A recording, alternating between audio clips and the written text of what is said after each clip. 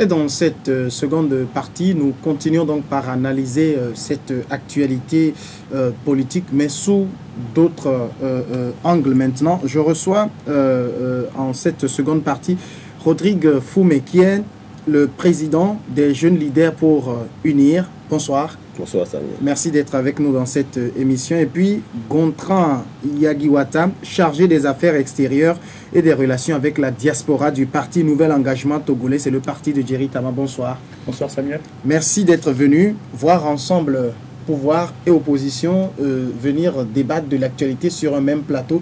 Est-ce que c'est un idéal, Gontran, vers lequel on doit tendre au Togo? Je pense qu'il y a quelque chose qui nous lie, la jeunesse. Et aujourd'hui, on doit aller au-delà de ce qui se fait actuellement dans ce pays. Et c'est aux jeunes aujourd'hui d'être les précurseurs de ce qui sera demain. Donc prendre déjà des décisions, prendre déjà des dispositions pour que demain, qu'on puisse avoir un chantier beaucoup plus épanoui, plus large, pour des actions plus concrètes. Rodrigue? Mais moi, je crois que ma vision de la chose impose la culture du débat politique, le débat contradictoire, sinon du brassage politique. Et nous, en tant que jeunes, nous sommes le porte-flambeau de notre génération. Alors, il va de soi qu'on se rencontre sur des plateaux et discuter de l'avenir de notre pays. Je crois que c'est même un devoir pour nous. Mais si on le voit comme ça, hein, pour vous, la jeunesse de ces partis-là, pourquoi les leaders ne donnent pas l'exemple, les aînés là? Justement, nous, notre rôle, c'est quoi? C'est qu'il y a une interstice qui est laissée sur la place politique. C'est justement le refus d'accepter l'autre dans sa différence. Parce qu'il ne faut pas oublier que c'est à travers ces débats contradictoires qu'on peut tendre vers la rationalité des solutions pour notre pays. La politique nous divise, mais le patriotisme nous unit. On aurait aimé voir les aînés, les leaders de vos partis aussi se mettre comme ça à parler du pays et non à étaler tout le temps leurs divergences. Ben oui, c'est le souhait, c'est le vœu de tout un chacun d'entre nous. On veut bien discuter du problème Togo, du problème pays, du problème togolais, et non discuter des situations partisanes et des intérêts personnels. Aujourd'hui, on doit mettre sur l'échiquier national le problème du citoyen togolais et en débattre. C'est ce dont on parlait tout à l'heure, mon confrère Rodrigue Fumé. Aujourd'hui, les débats contradictoires, c'est-à-dire créer des plateformes où l'on puisse exprimer et proposer aussi ces états, ces analyses par rapport à la situation qui prévaut actuellement dans le pays. En tout cas, merci à vous deux d'être venus donner l'exemple à ces aînés-là. Revenons maintenant sur le processus électoral qui, quoi qu'on le dise, hein, Francis Pedro, tout à l'heure n'a pas voulu le reconnaître, mais est achevé. Nous avons un président de la République qui est là. Quelles sont les grandes leçons que vous avez tirées de ce processus-là? Les leçons les tirent d'abord sur les faits, sur les remarques. C'est quand, déjà en période de campagne, on voit des gens habillés en orange, d'autres en bleu marital, qui se font des accolades. C'est du jamais vu.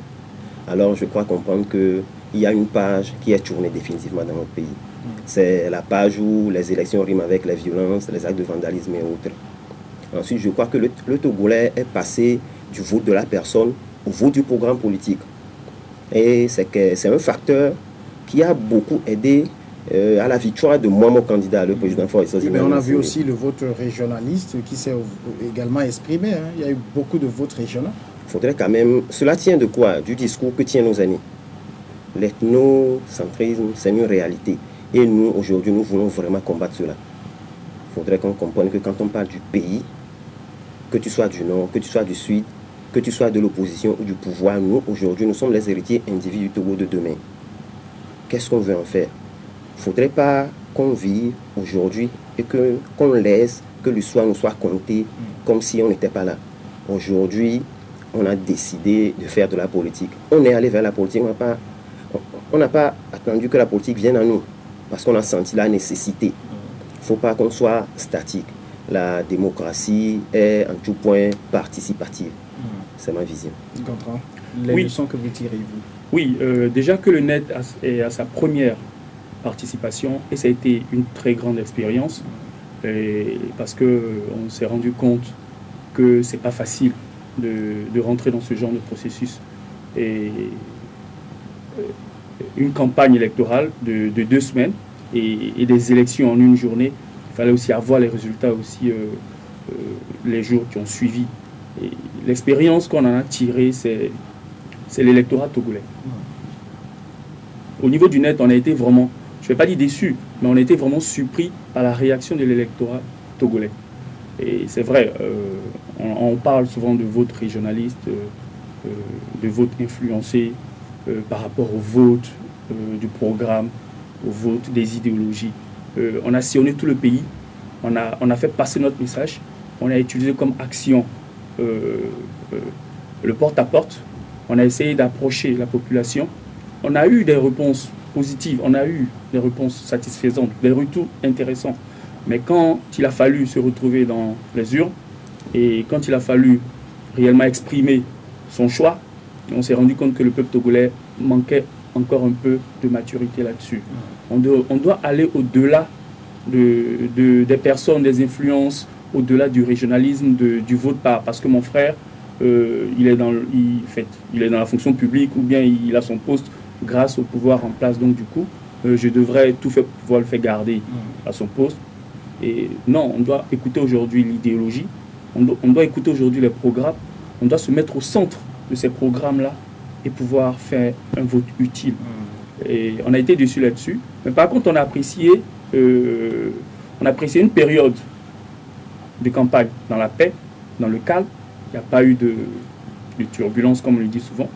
Il y a aussi, comme l'a souligné tout à l'heure le président Foumé, il y a aussi ces accolades qui ont été effectués sur des chantiers de campagne où on voyait orange et bleu se faire de l'accolade. Notre président, Diri Tamati Koumé, qui a été soulevé, ovationné par les militants de l'ANC, c'était des moments très forts. Ça a été une expérience aujourd'hui qui se compose en acquis pour le net. Et aujourd'hui, cette expérience nous permettra de pouvoir mieux nous positionner sur les prochaines échéances, sur les prochaines élections à venir. On saura comment s'en tenir. Au-delà de tout, est-ce que pour vous, au net, on a 1,04% des suffrages.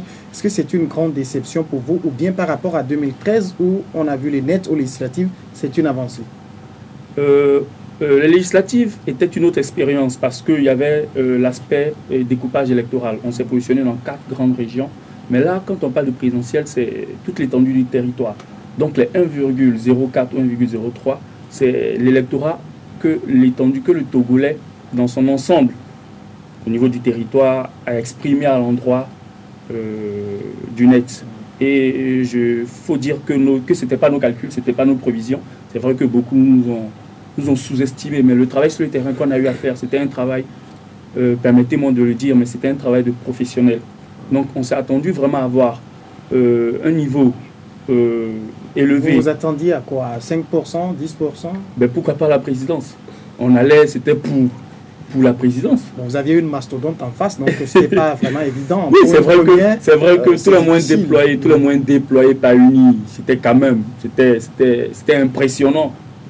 Par rapport à ce qu'on avait, il faut aussi dire qu'on était vraiment limité dans les moyens. Mais nos actions, on a eu confiance à l'électorat parce que nos idées prenaient en compte le Togolais, le peuple. On parlait enfin du peuple. Donc pour nous, on se faisait comprendre. Malheureusement, dans les urnes, je pense qu'il y a eu vraiment cet état de choses-là, ces influences. Ça nous a vraiment découragé, ça. Mais pas que ça nous a découragé, ça nous a permis de pouvoir tirer le son, justement. Rodrigue Foumé, vous devez être enjaillé là actuellement parce que votre candidat, il a gagné. À quoi il a dû cette victoire-là, selon vous? Écoutez, notre candidat, c'est le président sortant.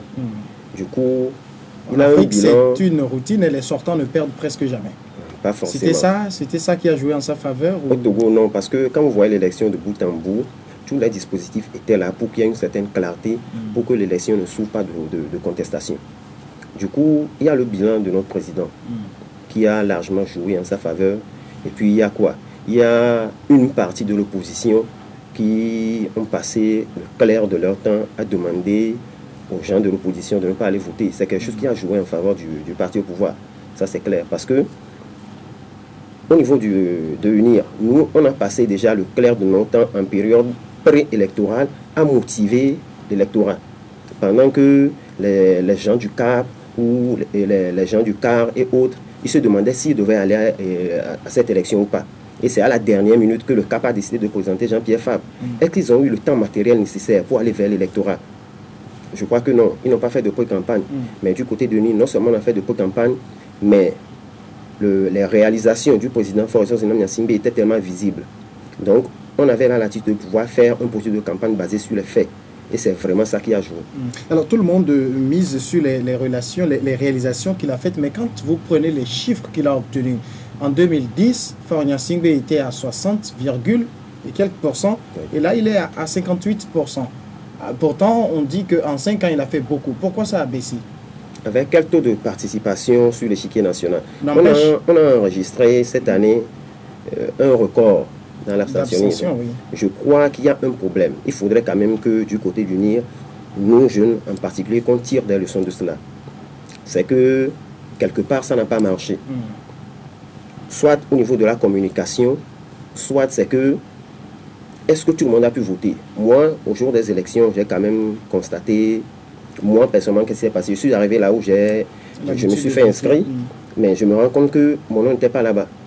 Il a fallu que j'envoie un message à 1010 pour savoir que je devais aller carrément dans une autre. Il y a plein de gens que moi j'ai vu qui ont rebroussé chemin.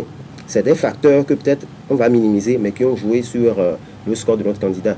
Donc c'est des choses auxquelles il va falloir qu'on s'assied autour d'une table, nous jeunes du parti au pouvoir, qu'on y réfléchisse pour les 5 ans à venir.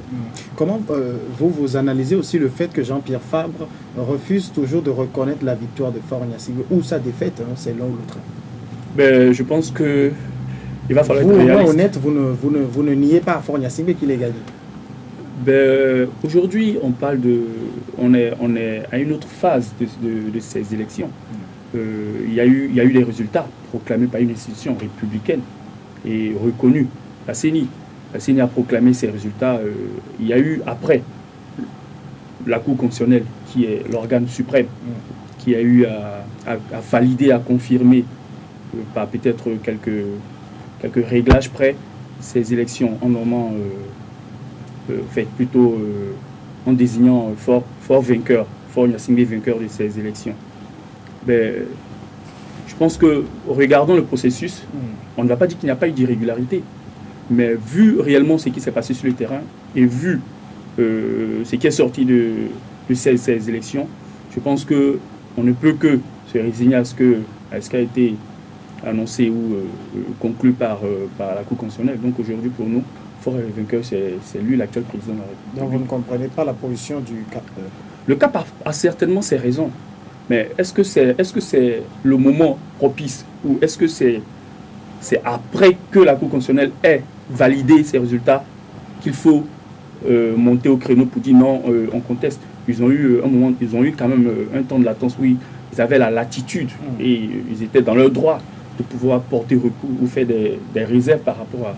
Et je pense que le net même a eu dans une de ses sorties lancé un appel vers le CAP, lui faisant savoir qu'on est toujours disposé et disponible à lui faire part de certains éléments qui sont à notre niveau. Si jamais le CAP rentre en recours, on n'a pas eu de recours du CAP, il y a eu la Cour constitutionnelle qui a validé, il y a eu, après ça, il y a eu quoi? Il y a eu, je crois que c'est prestation de serment. Je pense que le roi est mort, vive le roi. Et le plus important, c'est de continuer ce qui est fait et d'en tirer le son, prendre de nouvelles dispositions pour pouvoir aller sur de nouvelles décisions, un nouveau pied. Rodrigue? Ouais, vous savez, moi, pour ce qui est de M. Jean-Pierre Fabre, je crois qu'il n'est pas obligé de reconnaître M. Forest Zenon Gnassingbé comme étant président. Mais ça, je l'appelle de la malhonnêteté démocratique. On est dans un état de droit. Il y a une commission avec des CELI où le CAP avait ses représentants. Il y a la Cour constitutionnelle qui est l'organe habilité à connaître des litiges. La CENI a proclamé ses résultats.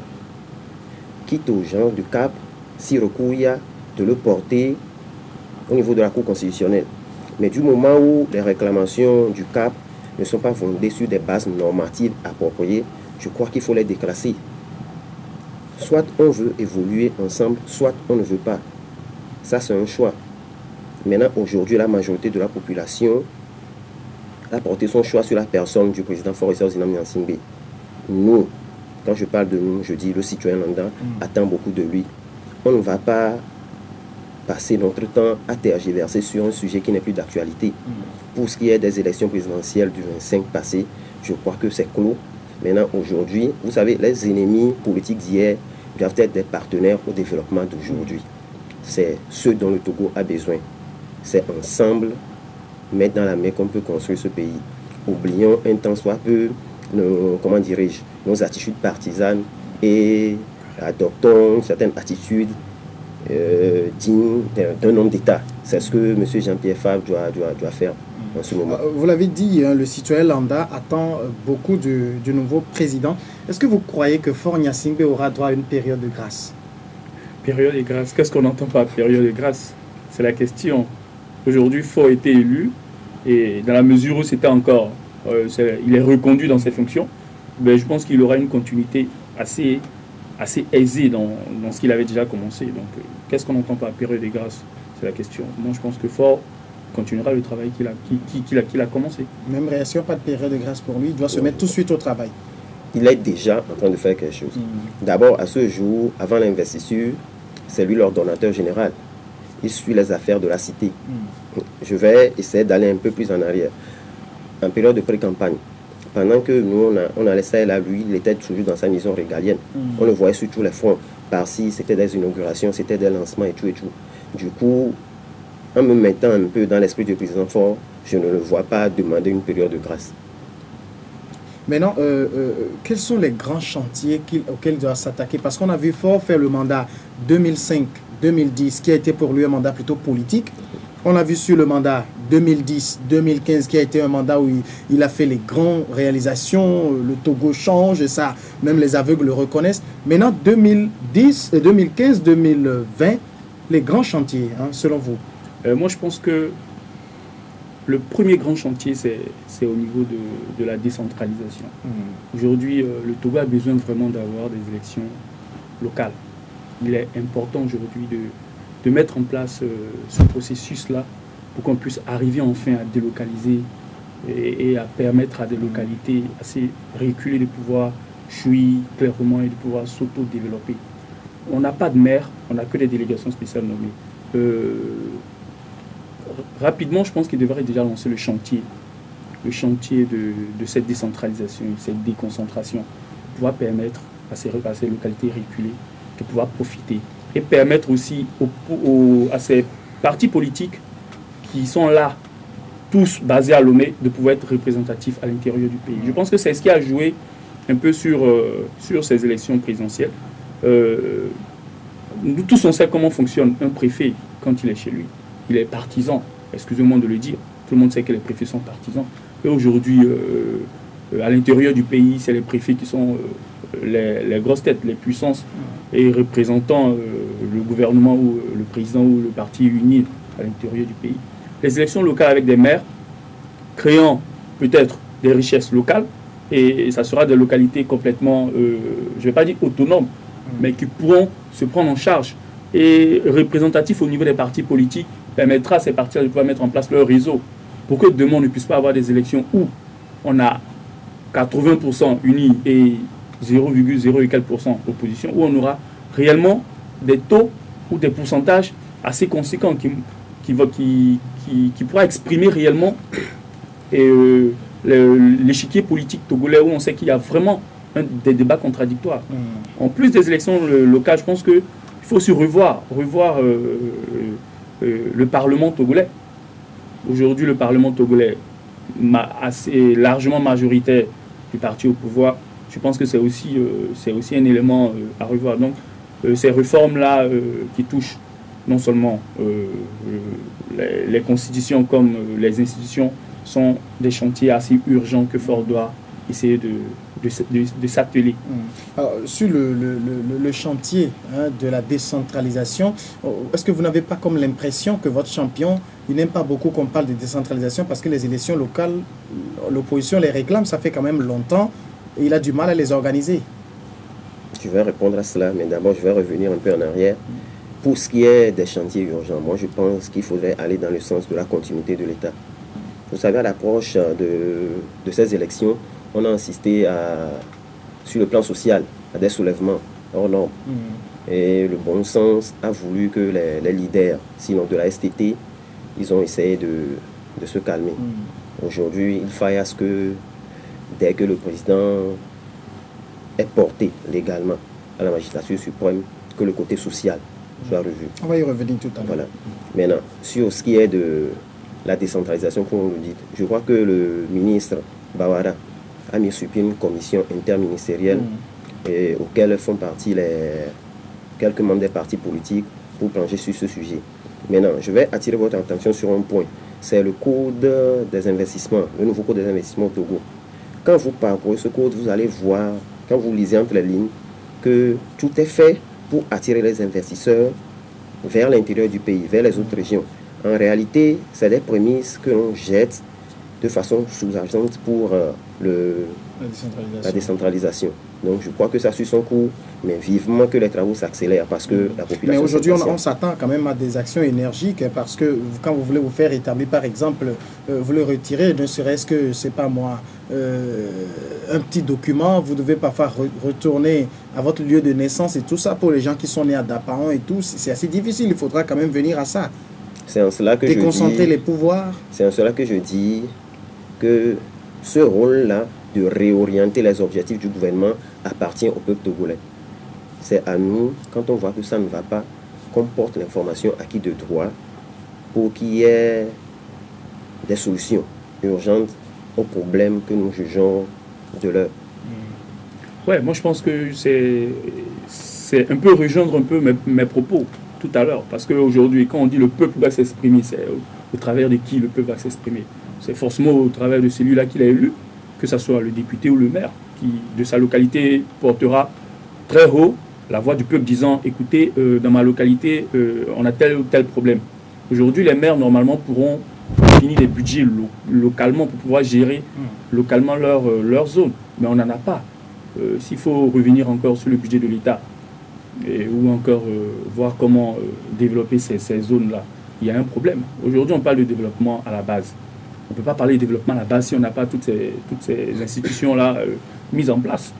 Quand on perd des jumelages entre les communes, entre les villes occidentales et nos villes ici, tout simplement parce que c'est des personnes, c'est des délégations spéciales qui sont là, c'est des personnes nommées. Je ne vais pas venir mettre un lot budget dans la main de quelqu'un qui a été nommé par le gouvernement parce qu'on sait ce que ça sera. Par contre, si c'est une personne élue, on saura au moins que c'est le peuple qui a désigné cette personne-là pour pouvoir le représenter. Donc du coup, donnons un peu d'autorité, donnons un peu d'autonomie à ces localités-là en mettant en place tous ces systèmes-là, toutes ces institutions et tout ce processus-là pour pouvoir rendre les choses beaucoup plus fluides et accessible à tous. Vous évoquez tout à l'heure le chantier du social. Vous n'avez pas l'impression que Fort Gnassingbé a un peu échoué là-bas? Je ne crois pas. Je ne crois pas parce que depuis 2010, vous savez, il y a beaucoup d'efforts qui ont été faits dans ce sens. Mais je dis, l'ont été l'attente, aiguisée et l'appétit. Quand vous voyez un peu la classe sociale aujourd'hui, c'est parce que nous, Togolais, on voit que sur le plan financier, il y a des efforts pour ce qui est de l'assainissement des finances publiques, il y a des efforts. Et on sait qu'avec l'OTR, il y a des recettes qui rentrent. Avec la PA, le port autonome de Lomé, il y a des recettes qui rentrent. Et alors, conscient de cela, c'est normal que le travailleur togolais demande qu'on augmente son salaire. C'est normal que nous, en tant que citoyens lambda, qu'on veuille ressentir cela dans le panier de la ménagère. Donc, dire qu'il a échoué, je dis non, parce qu'il a fait sa part. Mais lui-même, il le reconnaît quand il dit on vient de loin et que beaucoup de choses restent à faire. Oui, mais cette phrase, on ne va pas le dire tout le temps, on vient de loin. Il faut quand même un jour qu'on arrive au bout. Quand aujourd'hui, les gens ont demandé des choses, des augmentations, et que le chef de l'État n'a même pas parlé, il n'a rien dit sur ces sujets-là. Je crois qu'on a déjà discuté de ça ici, où je vous ai fait remarquer qu'il y a une commission en place qui est en train d'étudier la question. Oui, toujours, vous ne croyez pas que c'est comme au niveau du président de la République, créer des commissions, c'est sa manière à lui de résoudre les problèmes? Vous savez, il ne veut pas faire face aux situations, il crée toujours des commissions à chaque fois qu'il y a un problème. Bien des fois, quand vous êtes dans des institutions, vous allez remarquer que quand il s'agit de résoudre des problèmes, ça va vite avec des commissions que la masse. Et donc chacun avec sa méthode, oui. Oui. Oui, moi je pense que Le social. le plan de vue social, normalement, ça aurait été un mois de pression, bien avant les élections, parce qu'il y avait l'enjeu électoral qui était là, un mois de pression, pour permettre à ces revendicateurs de rentrer dans leur droit. Mais malheureusement, ça n'a servi à rien, tant bien même que c'était un électorat. Ces personnes qui revendiquaient étaient un électorat. Donc le président Faure aurait pu dire, bon, et je ne veux pas perdre cet électorat, pourquoi ne pas satisfaire rapidement avant que j'aille aux élections? Mais je pense qu'il n'a même pas tenu compte de cela. Vous l'avez si bien dit tout à l'heure, il crée des commissions. Qu'est-ce qui changera après les élections? Il y a quelle pression? Ben, je pense que les choses continueront telles quelles. Maintenant, est-ce qu'il faut vraiment continuer comme ça? Et il faut déjà demander, je crois, au travers, je ne sais pas quelle plateforme, mais il faut quand même lever la main et puis demander à ce que le président puisse réagir sur le plan de vue social. Parce que, Rodrigue l'a dit, il y a des rentrées de fonds. On a organisé ces élections sous fonds propres, alors qu'on aurait pu se faire aider par l'extérieur et utiliser tout cet argent-là pour pouvoir régler nos problèmes d'ordre social. Mais on a préféré investir ça dans des élections parce qu'on a un enjeu, on aimerait bien arriver à nos fins sans qu'on soit complètement sur les viseurs de tout le monde. Il faut quand même songer à régler ce problème. Aujourd'hui, Faure n'a plus de pression par rapport à cela. Il peut laisser jouer tel que ça se faisait bien avant les élections. J'espère que ça ne sera pas le cas. J'espère qu'il se penchera là-dessus et qu'il regardera de très près. Parce que le problème n'est pas aussi lourd que ça. Régler le problème, c'est allouer, c'est compléter le budget demandé par ces revendicateurs afin qu'ils puissent rentrer dans leur fonds. Pourquoi ne pas? Mais 20 milliards pour le gouvernement togolais, ce n'est pas... Je vais revenir sur l'intervention de mon frère. Est-ce que M. le Faure Gnassingbé, est-ce qu'il s'est tué? Non, ce n'est pas qu'il n'a pas considéré les revendications, mais à un moment donné, il faut savoir que la maturité d'esprit qu'a acquérie la population togolaise a permis de discerner la différence qu'il y a entre crise sociale et crise politique. C'est vrai, des gens ont voulu transformer une crise sociale en crise politique pour que ça leur profite dans les rues, mais ça n'a pas été le cas. Mais maintenant, je crois sincèrement que le nouveau gouvernement qui sera mis sur pied va s'atteler à ce genre de revendications. Ça, c'est une importance capitale. Parlons de ce nouveau gouvernement-là. Tout le monde est, quand vous prenez par exemple au niveau des travailleurs, un peu même de la population, dit que le Premier ministre, il a échoué. Il y a un certain nombre de ministres qui ont échoué. Quel gouvernement vous voyez se mettre en place? Est-ce que Faure Gnassingbé va encore prendre le risque de reconduire ce Premier ministre-là? Quand je regarde un peu la campagne, la période de campagne, et je regarde un peu les termes utilisés par Faure, c'était sous un grand mot, ensemble.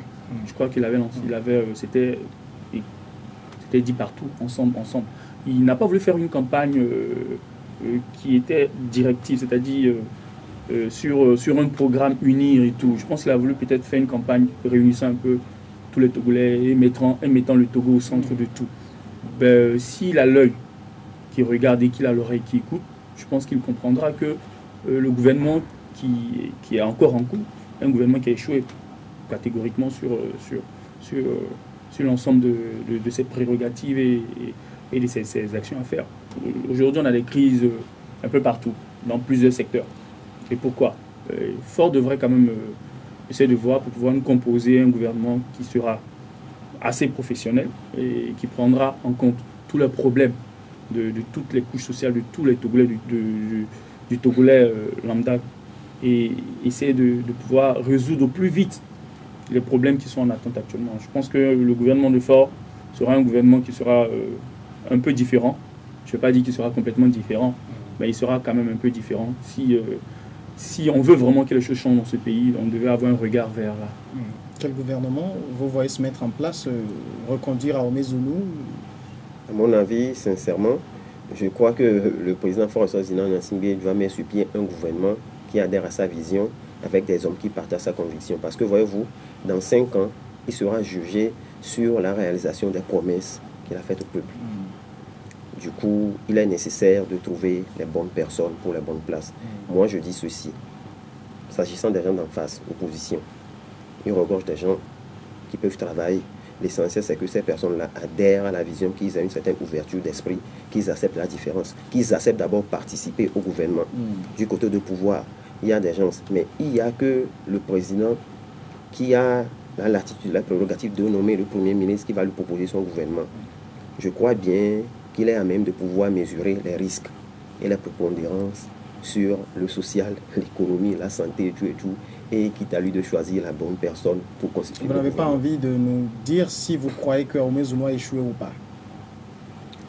Vous savez, moi je... Ça vous embarrasse parce qu'il est de votre camp, c'est ça? Du tout, du tout.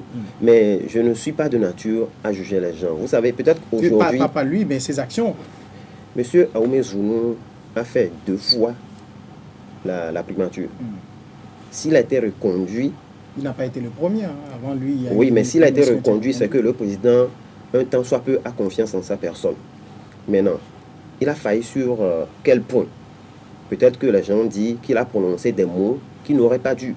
Est-ce que c'est sur les mots ou bien c'est sur la capacité de la personne à diriger un gouvernement? Pour ce que j'ai appris, c'est qu'il est allé au CHU et qu'il a utilisé des mots qui ne sont pas acceptés. Voilà. Vous comprenez? Mais après, il est revenu sur ses propos, il a présenté des excuses. S'il faut qu'on juge de l'efficacité de quelqu'un, ce n'est pas à travers ses mots, mais c'est à travers ce qu'il fait sur le terrain. C'est vrai, aujourd'hui, on va parler de grogne sociale. On a vu dans des pays dans le monde, des ministres, des premiers ministres même qui ont démissionné après avoir prononcé des phrases. Donc, oui, c'est aussi des facteurs pour juger. Non, mais ça, moi, je ne peux jamais, sur la base de cela, juger quelqu'un pour ce qui est de sa capacité. C'est 2 choses diamétralement opposées. Il ne faut pas qu'on fasse l'amalgame. Bon, maintenant, vous, honnête, hein, est-ce que vous croyez que votre président serait prêt à travailler dans un gouvernement aux côtés de Faure Gnassingbé? Mais pourquoi vous dites notre président? Est-ce que nous croyons que le net va participer au développement du pays? Oui, le net est prêt à participer au développement du pays, d'une manière ou d'une autre. J'ai dit ici que le gouvernement, ou bien que Faure lance d'autres chantiers. Il y a beaucoup de chantiers. On n'est pas forcément participatif au développement que dans le gouvernement. Il y a d'autres secteurs où on peut être assez actif et participer au développement du pays. Et le gouvernement est certes un cadre, une plateforme, un endroit où peut-être il y a le pouvoir décisionnel. Mais je pense que le Togolais, ou l'ensemble de tous les Togolais, l'ensemble de tous les partisans, de tous les militants, l'ensemble de tous ceux qui ont la capacité, qui ont les compétences à agir ou à interagir pour pouvoir permettre et créer un élan au développement au Togo, je pense que toutes ces personnes-là sont appelées à pouvoir intervenir. Et c'est cet appel-là que nous attendons du président de la République. Un gouvernement d'union, de large ouverture. Je crois que c'est dans l'esprit du président de la République. C'est ce qu'il a toujours essayé de faire. C'est pourquoi tantôt je disais qu'il appartient aux leaders de l'opposition, quand l'appel sera lancé, de répondre présent pour la construction du pays. Mais il ne faut pas qu'on les invite pour les marginaliser après. Je ne crois pas. Si on vous invite pour vous nommer à un poste ministériel et qu'on vous donne votre feuille de route, quitte à vous de faire en sorte qu'au bout de la mission qui vous a été confiée, que vous soyez à même de pouvoir justifier votre bilan. Revenons maintenant un peu sur la place que la jeunesse aura, parce qu'on a vu la jeunesse très active durant cette campagne qui a exprimé vraiment de vives préoccupations. Le chef de l'État, il faut le reconnaître, a fait une campagne, s'est déplacé sur le terrain, a écouté aussi les gens exprimer les attentes. Comment cette jeunesse-là, comment la voyez-vous dans ce nouveau quinquennat-là? Oui, déjà, cette jeunesse s'est exprimée déjà à partir de notre président candidat, Thierry Tama. Et c'était d'abord le plus jeune des candidats. Donc du coup, il faut comprendre aujourd'hui que la jeunesse s'intéresse aujourd'hui à la question du peuple togolais. Et comme je l'ai dit entre-temps, participer au développement du pays, c'est être acteur. Ce n'est pas rester dans son coin passif, écouter, grogner, critiquer et tout. C'est être acteur. Il faut être acteur du développement. Et le prochain quinquennat, d'une manière ou d'une autre, il y a plusieurs chantiers. Il y aura plusieurs chantiers. J'espère que Faure ouvrira tous ces chantiers. Et tous ces chantiers, normalement, impliquent tous les Togolais. Et la jeunesse togolaise aujourd'hui qui fait preuve d'intelligence, de maturité. Parce que, laissez-moi vous le dire, aujourd'hui, le jeune Togolais, il est conscient de la situation actuelle. C'est vrai que certains n'ont peut-être pas encore pris le pas, mais ce n'est pas pour bien longtemps. Et il y a cette jeunesse-là qui est assez dynamique aussi, qui va s'exprimer bientôt et vous allez nous allons tous constater, nous allons tous voir que l'implication sera complètement grandiose, elle sera énorme, elle sera majoritaire. Donc il faut nous attendre à ce prochain quinquennat à une implication des jeunes dans le processus de développement du pays. Rodrigue, la jeunesse, c'est une bombe à retardement. Oui, et est-ce qu'on est encore à l'étape de bombe à retardement? Aujourd'hui, quand vous discutez avec les jeunes, vous sentez qu'il y a une certaine implication, une certaine volonté de relever des défis. Et ça, je crois que si la jeunesse, à ce jour, on a majoritairement soutenu notre président, notre candidat, je crois, on n'attend pas forcément qu'aujourd'hui, que le gouvernement soit constitué uniquement que des jeunes. Et puis, comme mon frère Gontran l'a dit, ce n'est pas seulement dans le gouvernement qu'on peut jouer un rôle participatif au développement de ce pays. Mais partout où besoin sera, du moment où il y a un jeune qui est imbu d'esprit patriotique, de la volonté de bien faire, je crois qu'il faut toujours donner la chance aux jeunes pour que dès à présent, qu'on apprenne à gérer les affaires de la cité. Mais vous, oui, vous voulez dire quelque chose? Non. Vous reconnaissez que les attentes sont énormes quand même. Le chômage, et le taux de chômage qui est quand même assez élevé. Il y a l'éducation, les universités et tout ça. C'est des attentes et c'est pourquoi nous disons que c'est une bombe à retardement. Et si on ne la satisfait pas, ça risque de faire pchit. Ça c'est clair. Parce que en tant que citoyen, on attend notre président après les 5 ans. On a, moi particulièrement, partout où la JLU, les jeunes leaders sont passés pour parler, on a parlé du programme politique. On a parlé des solutions à l'employabilité des jeunes. On a parlé des solutions dans le domaine de la santé. On a parlé des solutions dans le domaine de l'éducation. On a parlé des solutions pour hisser le Togo au rang d'un pays émergent. Du coup, il appartient maintenant à la personne élue de tout faire pour mettre en œuvre ces solutions que constitue son programme politique pour qu'au bout de son quinquennat, qu'on soit à même la tête haute de demander que le candidat qui sera présenté par le parti uni soit élu. La question de la réconciliation aussi, ça a été l'un des chantiers que le chef de l'État a ouvert, mais qui a eu beaucoup de mal à décoller. Mais les scènes qu'on a vues durant la campagne et que vous avez relevées, où on a vu des militants de bord politique cheminer ensemble, s'embrasser, s'échanger des prospectus, le chef de l'État doit quand même tabler sur ça pour encourager le processus de réconciliation. Oui, je pense que ça a été un fait. On l'a constaté tous. Et je pense qu'on est rentré dans ce chemin-là de réconciliation. Mais quand on parle de réconciliation, il y a un problème parce qu'il y a des plaies qu'il faut penser. Et il ne s'agit pas aujourd'hui de dire ou bien de voir ces commissions avec le travail. D'ailleurs, la CVJR, dont on félicite énormément les avancées dans les travaux et tout. Mais il y a un problème qui existe et dont on ne va quand même pas se voiler la face. Il faut penser les plaies. Il y a des personnes aujourd'hui qui sont en dehors du pays qui ne sont pas conscients de l'élan qu'a pris le Togo. Il y a des personnes aussi à l'intérieur du pays qui ne comprennent pas qu'on est en train d'aller vers un changement de mentalité. Donc il faut faire comprendre à ces personnes-là réellement qu'on est arrivé à ce cap-là et que c'est ensemble qu'on puisse aller encore de l'avant.